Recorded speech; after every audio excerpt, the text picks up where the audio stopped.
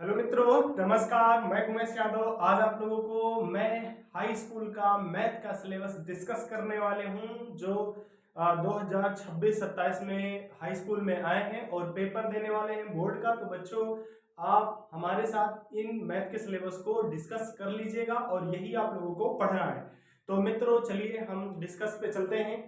तो जैसा कि आप जानते हैं कि class 10th UP board math syllabus जो है क्या है, तो 2026-27 यानी कि 25-26 वाला हो चुका है।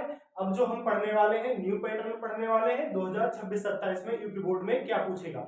ओके, तो मित्रों यहाँ पर देखिए, जैसा कि इसमें दिया हुआ है कुछ चैप्टर। अगर मैं बात करूं तो मेन चैप्टर आपके इसमें 7 या 8 ही हैं, लेकिन अगर मैं चैप्टर के अंदर भी देखूं ना क्लासिफिकेशन करके, तो लगभग आपके टोटल 14 चैप्टर बन जाते हैं और 14 चैप्टरों को यहाँ पे मैंने जिक्र किया है। तो मित्रों यहाँ पर जैसा आप जानते हैं, जो पहला चैप्टर हमारा है, आप लोग 9th में भी पढ़े हैं, संख्या पद्धति। और संख्या पद्धति को हम भैया अंग्रेजी में बोलते हैं नंबर सिस्टम।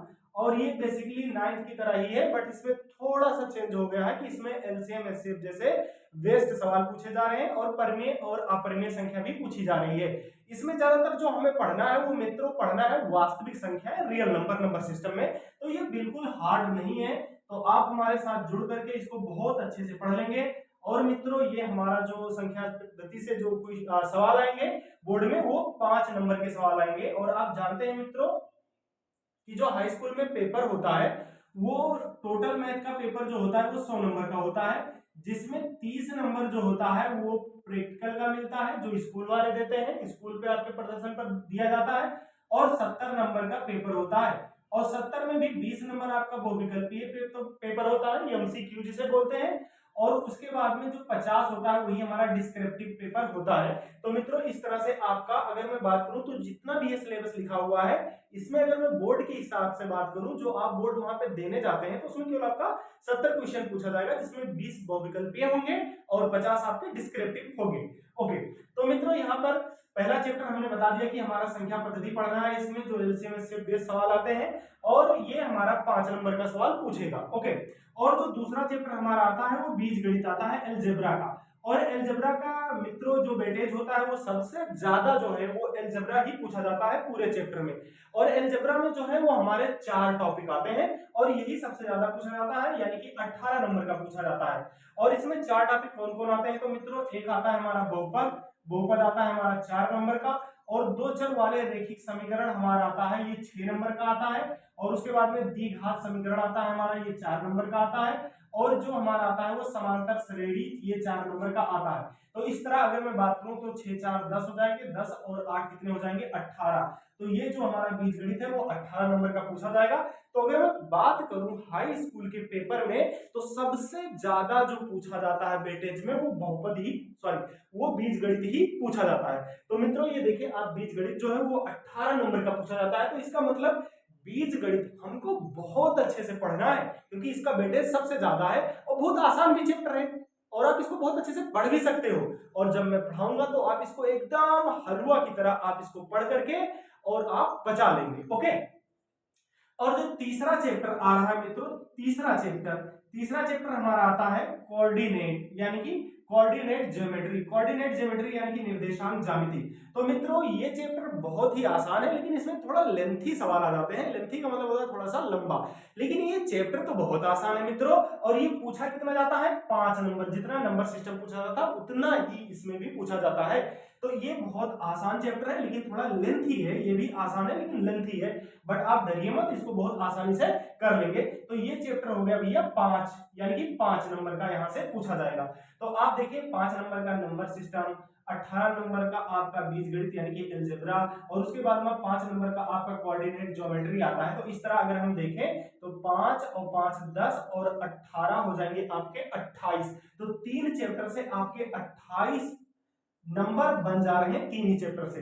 आगे में मित्रों और आगे बात करता हूं, तो हमारा जो चौथा चैप्टर आता है वो आता है हमारा ज्योमेट्री, यानी कि ज्यामिति जिसे कहते हैं। ज्योमेट्री में जो होता है वो हम क्षेत्रफल निकालते हैं, क्षेत्रफल संबंधी दिया जाता है। वो इसमें आपका जो क्षेत्रफल होगा वो यानी कि दो ही आकृति का क्षेत्रफल दिया जाएगा, या तो आपका त्रिभुज का दिया जाएगा और या फिर आपका वृत्त का दिया जाएगा। या का मतलब नहीं, मतलब दोनों का दिया जाएगा, यानी कि त्रिभुज का भी और वृत्त का भी। अगर मैं बात करूं त्रिभुज का, तो ये इसका त्रिभुज संबंधित जो है वो 6 नंबर का है पूछेगा, और वृत्त संबंधी भी 6 नंबर का पूछेगा। तो इस तरह से हमारा जो ज्योमेट्री है वो कितने नंबर का पूछेगा मित्रों, 12 नंबर का पूछेगा। तो आप ऊपर जोड़ चुके थे भैया कितना, 28। 28 और 12 कितने हो गए मित्रों, 40। तो यानी कि 40 नंबर का यहाँ पर पूछा गया। अब मैं आगे और बढ़ता हूं, तो हमारा आता है 5वां चैप्टर त्रिकोणमिति, जिसको हम बोलते हैं त्रिकोणमिति, यानी कि ट्रिग्नोमेट्री, जिसको हम क्या बोलते हैं, ट्रिग्नोमेट्री। और ट्रिग्नोमेट्री 12 नंबर का पूछा जाता है। अगर मैं मित्रों ओवरऑल बात करूं तो ज्यामिति और त्रिकोणमिति और हमारा बीजगणित, यही वो यानी कि यही वो 3 चैप्टर हैं जिससे सबसे ज्यादा प्रश्न पूछे जाते हैं और सबसे ज्यादा अंक भी इन्हीं से मिलते हैं। तो त्रिकोणमिति में जो 2 चैप्टर पढ़ने में रहता है, एक तो विशेषकर त्रिकोणमिति सर्वसंख्याएं होती हैं, ये भैया 6 नंबर से पूछा जाएगा, और एक हमारा ऊंचाई एवं दूरी होती है, ये भी 6 नंबर का पूछा जाएगा। तो इस तरह से आप यहाँ पर देखिएगा, तो 12 नंबर का हमारा त्रिकोणमिति से पूछा जाएगा। अगर मैं मित्रों आगे बात करूं तो हमारा आगे आता है मेंसुरेशन। क्या आता है हमारा मित्रों, मेंसुरेशन। और मेंसुरेशन 8 नंबर का पूछता है, और मेंसुरेशन में वृत्तों से संबंधित क्षेत्रफल हमको ज्ञात करने के लिए दिया जाएगा, और उसके बाद में पृष्ठीय क्षेत्रफल और आयतन इसमें ज्ञात करने के लिए दिया जाएगा। 4 नंबर जो है वृत्तों से संबंधित क्षेत्रफल ज्ञात करने के लिए दिया जाएगा, और 4 नंबर हमारा पृष्ठीय क्षेत्रफल और आयतन से दिया जाएगा। तो इस तरह ये 8 नंबर का बन जाएगा। तो अगर मैं बात करूं यहाँ पर, तो ये 5 नंबर यहाँ, 5 नंबर यहाँ, 10 और 8 हो गए 18, यहाँ पर हो गया 28, 28 और 12 हो गया 40, 40 और 12 हो गया 52, 52 और 8 हो गया हमारा 60। तो यहाँ पर इतने ही चैप्टर से हमारे 60 नंबर आराम से बन जाएंगे। और मित्रों हमारा जो 2 चैप्टर बन जाते हैं वो सांख्यिकी और प्रायिकता। 2 चैप्टर कौन कौन बन जाते हैं, सांख्यिकी और प्रायिकता। सांख्यिकी जो है थोड़ा सा कैलकुलेटिव है, लेकिन आसान बहुत है। आपको इसमें कैलकुलेशन करना रहता है, सांख्यिकी में, स्टैटिस्टिक्स में आपको कैलकुलेशन करना रहता है। और ये जो हमारा सांख्यिकी होता है वो पूछा जाता है 5 नंबर का मित्रों, इसमें केवल आपको कैलकुलेशन ही करना रहता है। और जो हमारा प्रोबेबिलिटी रहता है ये तो और आसान है, इसमें कैलकुलेशन भी ज्यादा नहीं करनी रहती है, बट थोड़ा सा समझना रहता है, और थोड़ा सा समझ करके आप इसको बहुत आसानी से कर सकते हो।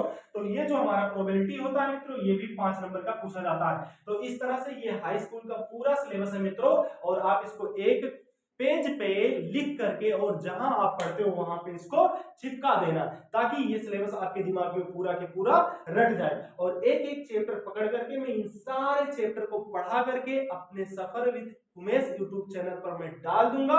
आप एक एक चैप्टर आराम से पढ़ लीजिएगा।